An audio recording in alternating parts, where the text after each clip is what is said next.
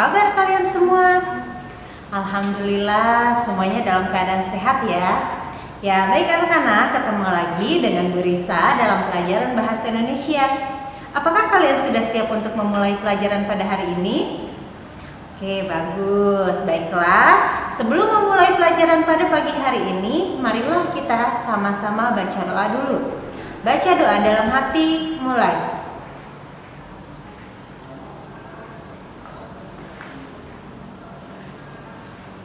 Baca doa selesai. Ya, baik anak-anak, apakah kalian sudah menyiapkan buku pelajarannya? Buku pelajaran Bahasa Indonesia. Kita masih belajar di bab 1 ya anak-anak. Kita masuk ke subtema 2. Nah, namun sebelum melanjutkan ke pelajaran atau ke materi selanjutnya, Ibu mau mengulas dulu materi yang kemarin. Apakah kalian masih ingat atau tidak ya? Ayo, kita coba ya.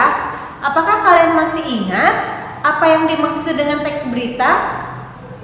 Ya, teks berita adalah teks yang berisi tentang segala yang terjadi di dunia, yang ditulis di media cetak, di radio, di televisi, ataupun di internet. Nah, itu adalah pengertian dari teks berita. Masih ingat tidak? Di dalam berita itu ada pokok-pokoknya. Apa saja pokok-pokoknya anak-anak? Betul, ada 5W plus 1H, atau bisa disebut juga ASKADIMEGA. Apa saja 5W 1H itu? 1. Apa yang diberitakan? 2. Siapa yang diberitakan? 3. Di mana berita tersebut? 4. Kapan berita tersebut diberitakan? 5. Mengapa terjadi? 6. Bagaimana terjadi? Ya, untuk 5W1H itu pertanyaan-pertanyaannya bisa kalian sesuaikan dengan berita yang ditulis atau berita yang ditayangkan. Selain pokok-pokok berita, ada apa lagi anak-anak? Betul, ada struktur berita, yaitu terdiri dari apa saja? 1. Judul. 2. Teras berita.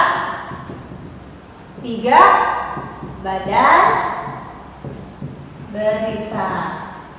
4. Ekor berita. Ya, ini adalah materi yang kita pelajari di pertemuan selanjutnya. Ya, baik anak-anak, karena kita sudah mengulas materi pertemuan lalu, sekarang kita masuk ke materi yang akan kita pelajari pada pertemuan hari ini. Hari ini kita akan membahas bagaimana caranya menyusun berita. Yuk, simak baik-baik materinya.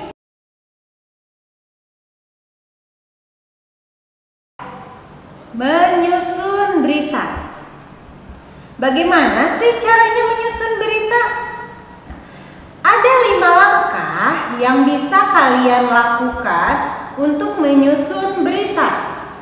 Di buku paket ada di halaman 22. Silahkan kalian bisa sambil membukanya. Nah, berikut ini adalah langkah-langkah menyusun berita. 1. Menemukan peristiwa dengan cara mencari dan menangkap kegiatan-kegiatan unik yang muncul di masyarakat. Nah, jadi kalian nanti cari peristiwa apa yang terjadi di sekitar kalian. Mau tentang kriminal boleh, mau tentang politik boleh, mau tentang ekonomi boleh, mau tentang pendidikan boleh, ya. Jadi bebas, kalian mau mencari berita tentang apa saja, yang dekat-dekat kalian saja. Itu adalah yang pertama. Nah, sekarang langkah yang kedua, yaitu mencari sumber berita, menemukan tokoh yang dapat memberikan informasi. Nah, jadi jika kalian ingin mencari tahu berita secara lengkap, maka kalian harus mencari orang atau mencari tokoh yang dapat memberikan informasi mengenai kebenaran akan peristiwa tersebut ya. Nah, contohnya kalian bisa mendapatkan informasi tentang data korban dan proses kejadian dari seorang polisi. Berarti kalian cari seorang polisi yang menyelidiki kejadian. Kalau misalnya kalian mencari beritanya seputar olahraga, berarti kalian harus mencari para atlet. Nah, atlet yang berkaitan dengan olahraga tersebut untuk dimintai informasinya. Itu yang kedua. Nah, yang ketiga, melakukan wawancara dengan orang-orang yang berkaitan dengan peristiwa. Nah, jika peristiwanya peristiwa kriminal, berarti kalian mencari korban, pelaku, saksi, seperti itu. Jika tentang bisnis, berarti mencari pemilik bisnis, kemudian pembeli, kemudian orang-orang di sekitar. Ya, jadi kalian mencari orang-orang yang bisa diwawancarai yang berkaitan dengan berita yang akan kalian buat. Bisa tokoh penting, bisa pelaku, bisa korban, bisa saksi, atau orang-orang terkait. Nah, yang keempat, ketika kalian melakukan wawancara, jangan lupa hal-hal penting ketika kalian mewawancari mereka itu harus dicatat ya. Nah, ingat harus dicatat. Nah, gimana sih cara mewawancarainya? Pertanyaan-pertanyaan apa saja sih yang akan diajukan? Nah, pertanyaan-pertanyaan yang diajukan itu mengacu ke 5W1H ya. 5W1H. Pertama, peristiwa apa yang terjadi? Itu bisa kalian tanyakan kepada tokoh yang berkaitan. Kemudian siapa yang diberitakan? Nah, yang diberitakannya itu bisa korbannya, bisa pelaku, bisa saksi, atau bisa tokoh penting. Kemudian yang ketiga, kapan peristiwa itu terjadi? Berarti waktu. Kemudian yang keempat, di mana peristiwa itu terjadi? Berarti tempat. Nah, mengapa peristiwa itu terjadi? Berarti alasan. Terakhir, bagaimana peristiwa itu terjadi? Berarti kronologi. Nah, pertanyaan-pertanyaan tadi bisa kalian sampaikan kepada narasumber. Jangan lupa direkam dan hasilnya dicatat. Nah, jika sudah mendapatkan info-info tadi, maka kalian tinggal membuat langkah yang terakhir, yaitu langkah yang kelima. Penyusunan berita menggunakan bahasa yang baik dan benar ya. Jadi berdasarkan hasil wawancara tadi, kalian susun berita sesuai dengan fakta yang didapatkan. Oke, anak-anak.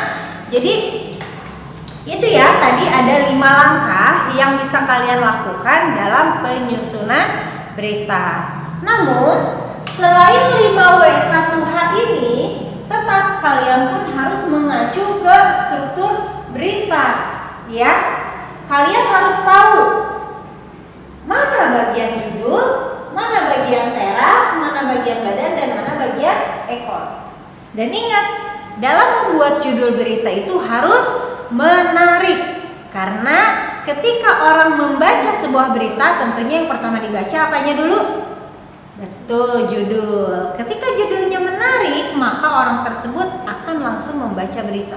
Tetapi jika judulnya biasa saja, tentu saja orang tersebut tidak jadi baca beritanya. Nah, kemudian di bagian teras berita ini adalah bagian yang sangat penting, ya. Nah, di bagian ini mencakup berita secara keseluruhan. Jadi, ketika kalian membuat sebuah berita, harus terangkum di bagian teras, ya. Kemudian di bagian badan itu lanjutan dari bagian teras. Biasanya unsur apa, anak-anak? Iya, how dan why. Terus terakhir ekor berita. Nah, ekor berita ini boleh ada, boleh tidak ada. Biasanya ini seperti jumlah orang yang meninggal jika suatu jika suatu kecelakaan anak-anak. Ya, yang pasti di bagian ekor ini adalah data-data atau informasi-informasi yang boleh diberitakan atau tidak. Jadi nggak pengaruh. Kalau ada di berita, ya tidak pengaruh. Tidak ada di berita, tidak pengaruh, ya. Jadi itu hanya informasi-informasi biasa saja. Gitu ya anak-anak.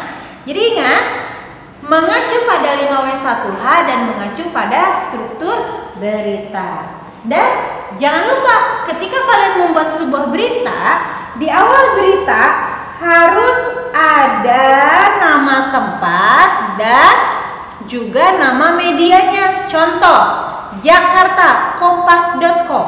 Nah, itu harus tertulis di awal. Jakarta, detik.com.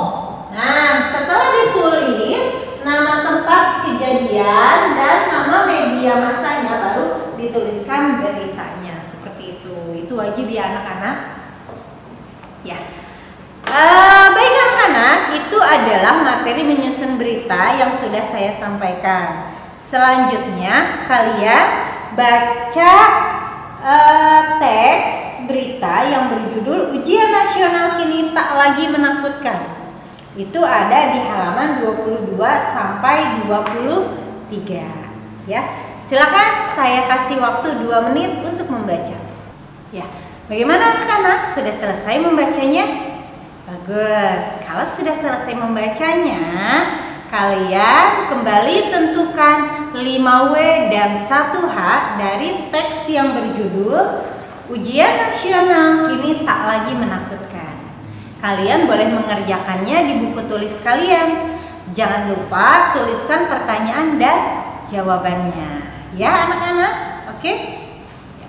Baik, anak-anak, materi yang saya sampaikan sudah selesai. Nah, selanjutnya saya akan memberikan tugas kalian untuk membuat sebuah berita. Tugas untuk beritanya silahkan kalian cek di Google Classroom Bahasa Indonesia kelas 8. Terima kasih anak-anak sudah mengikuti pelajaran Bahasa Indonesia hari ini dengan baik. Semoga kalian selalu dalam keadaan sehat dan tetap semangat belajar di rumah.